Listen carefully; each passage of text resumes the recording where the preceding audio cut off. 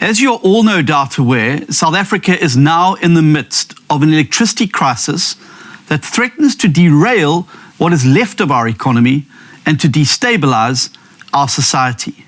We are teetering on the brink of a complete collapse of our grid. At the end of July, President Ramaphosa launched his latest plan to deal with load shedding. Almost every aspect of this plan has stalled. This is largely due to a lack of urgency, with no measurable targets or clear timeframes attached to any of the project deliverables.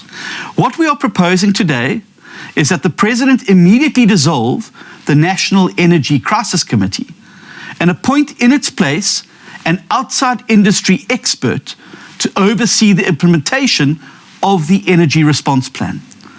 The reality is that President Ramaphosa has, in some way or another, been in charge of overseeing Eskom's recovery and the stabilization of our electricity supply for the past 12 years. First, during his time as Deputy President, when he was tasked with overseeing the turnaround of state-owned enterprises, followed by the past 4 years and a half as President. In 2015, he famously promised us all that in another 18 months we'd forget that these electricity challenges have ever happened. Since then, he has not stopped telling us, in SONA after SONA, how much progress has been made and how much Eskom has been put on a path to recovery. We now know that none of this is true, and Eskom today has never been worse off. The President himself must now hand over the plan to someone who can and will see to it that progress is made. Our energy crisis reaches much further than just the lights and appliances in our houses. In towns and cities across the country, the knock-on effect of these extended blackouts will lead to a series of secondary crises that will threaten the lives and livelihoods of our citizens.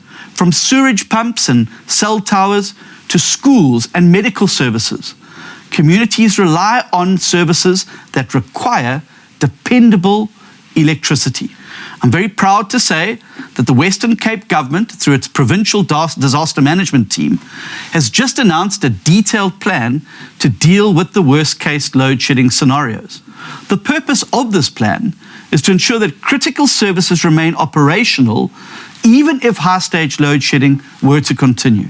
I wish to assure the residents of the country that I will be liaising with DA governments and our coalition partners around the country to ensure that they are doing everything possible to shield citizens from the ongoing failures of national government. The time for ideology is over. It's now time to deliver.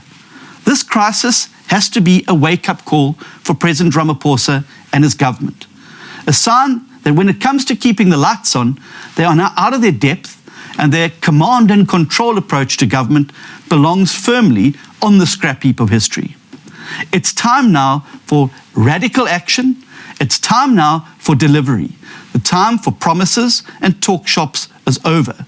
We're calling on President Ramaphosa to heed what we've said today, to take it seriously, to appoint an outside expert to lead the fight to get us out of this crisis. Failure to do so will mean more load shedding, more blackouts, more job losses, more suffering, and more poverty. And South Africans will never forgive you for that.